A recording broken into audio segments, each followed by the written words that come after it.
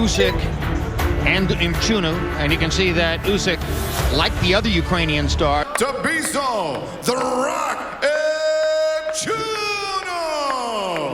Oleksandr Usyk.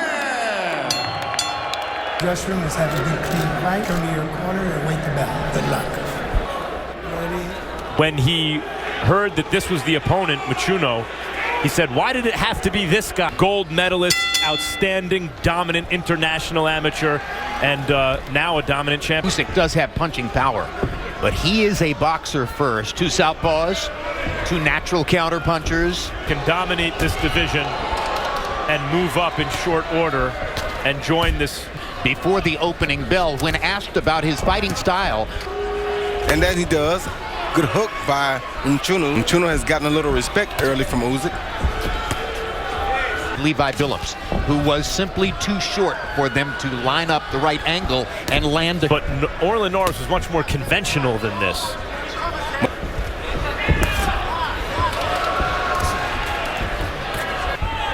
He's not throwing a left hand this round.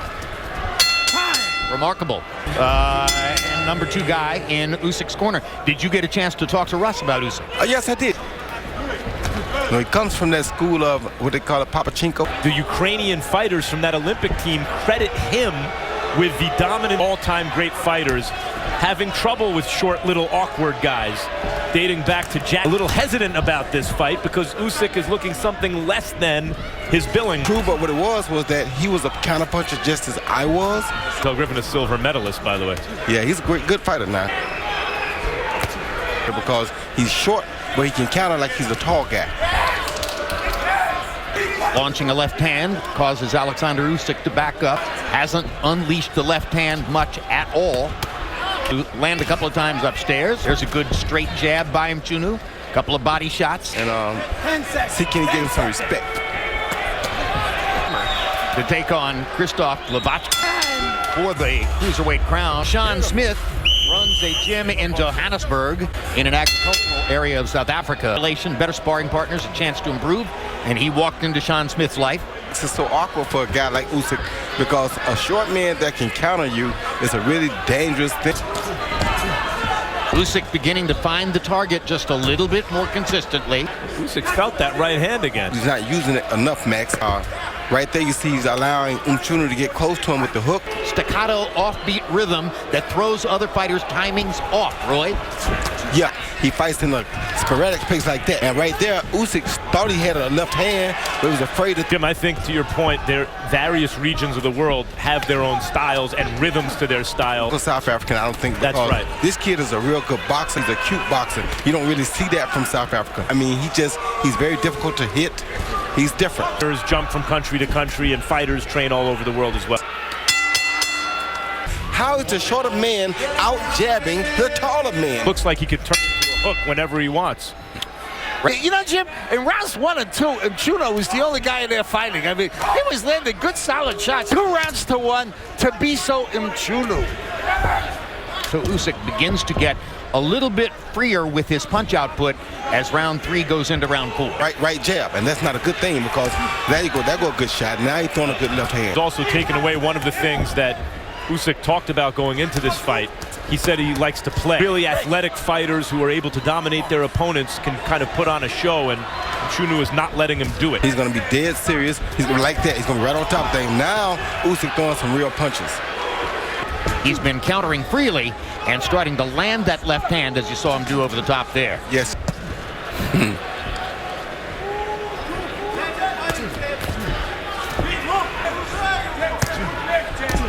Oh, good shot by Mchunu. Good counter left. I thought Usyk may have parried it with his shoulder. After losing his pro debut in 1988, Hopkins rattled off 22 straight victories. Though he lost that fight, that night would prove the first of many landmark moments. Bernard Hopkins fought Roy Jones on the undercard of a Riddick-Bowe title defense in RFK Stadium in Washington in 1993. No, it wasn't. It was the same thing as usual as my hand speed. My hand speed and my knowledge of the game. He had fought and had a lot of experience, but my knowledge was different and my hand speed was different. That was a privilege that was not available to Bernard because of the years that he spent in Graterford prison. Well, that was, but at the same time, when he got out, he was beating a lot of guys, and he was doing his thing. Meanwhile, Usyk is doing his thing here in the 5th round as he is suddenly, demonstrably, way more comfortable in there. Yeah, he figured something out in the last round, it looks like, that he's employing here. He's like, oh, he's figured me out when I'm on my back foot. Let me get inside a little bit.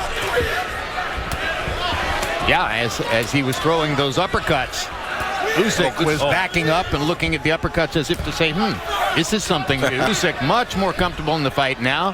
Mchunu trying to shock him. And if Mchunu throws a big right overhand left, it could be a problem because he's taller, and that's the best shot to catch a taller southpaw with. Mchunu's a good fighter, but class tells over time, and Usyk is trying to be a great fighter. These are the rounds where the class generally starts to tell. Power punches in round 5. Usyk about to triple Mchunu in terms of landed power shots here. Good shot by Usyk. Terrific one, too. Getting to be a much easier fight now. He see Usyk with it behind the jab. Find a good left jab, then a good short double followed by a great straight left over the top, trying to land all night. CompuBox numbers in round 5. Usyk landed 23 out of 68 punches. Mchunu 6 out of 32. So that's a much stronger round for Usyk than the rounds we had seen up to that point. One of the things, it's a mixed bag with Usyk's left hand to me as a power punch out of the southpaw stance, guys.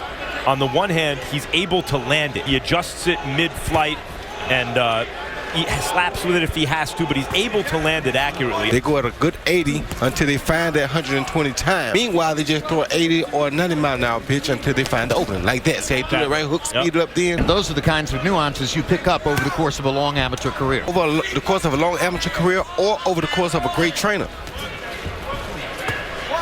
Anatoly Lomachenko, although, as Max pointed out at the beginning of the fight, James Ali Bashir, who has been his trainer since the beginning of his pro career, is no slouch. No, not at all. 6'2" guy, southpaw, that's impressive. He just turned the mustard on one of those left hands again too, Max. Yep. Like that right there. Yeah. He's suddenly putting a lot of distance between himself and Thabiso Mchunu, the guy we were looking at in the first couple of rounds. And now Mchunu comes back with an unimpeded left counter shot, but that's all right. Usyk is in charge. Yes.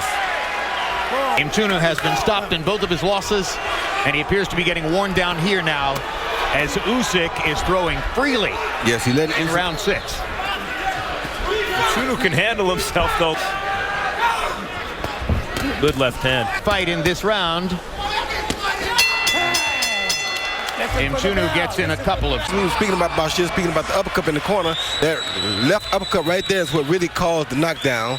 The left hand was to the back of the head. That didn't do any damage. This uppercut So referee Moret counted for the first knockdown of the fight in round number 6. Now we go to the 7th. Harold Letterman, how do you have it halfway through? Okay, Jim. I got it 4 rounds to 2. 58. 55, Oleksandr Usyk. Usyk just does nothing but feel you out for 2 rounds, and then he opened up in the 3rd, and he's been just taking over this fight. Trying to reestablish himself in the fight after a very tough round 6. Good counter left by Mchunu. He places the taps with tap speed, but he throws the big ones with big speed. At the top levels of boxing, the question is, if you're not like a devastating seek and destroy knockout artist like Triple G or Kovalev or someone like that, or Chocolatito. Actions and shifting gears the way he does. And he's got movement with both his hands and his feet. Moves with his upper body. Slips punches with his head. Those good pity-pat punches until it's time to throw the... Another good left by Mchunu. Guy much more awkward than Mchunu. And Usyk has already scored 2 knockdowns, and The fight has gotten better in each progressive round. Yeah, I think Mchuno's power's gone, Jim. I said 2 knockdowns. One was ruled a slip.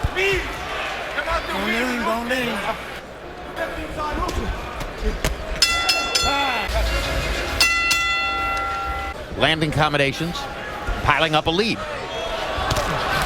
Keeping punches in bunches once again. There's a couple of quick counter shots. This was my moment to put on a show. And you hit me. Like Mchuno, but see those punches right there? That left hand had all. See Usyk land a good round left to the back. Tried to do another, then he got hit with a beautiful right hook right there. A little bit open hand, but it was beautiful. And he steps back as to say, well dang. All of that, and I get caught with that left hand. Love the look on his face. He said, well dang. Against an awkward guy. A day after mine. Started to say. Usyk doing some good body work in this round. Astrological sign. Well, of course, Jim. I mean, come on. If you're a Capricorn, it doesn't get any better than that. And Usyk, a Capricorn in this fight. Mchunu went down because Usyk surrounded him. Mchunu said, let me get down here before I land the punch. After going down for the second time, Zumara's going to stop the fight. Oleksandr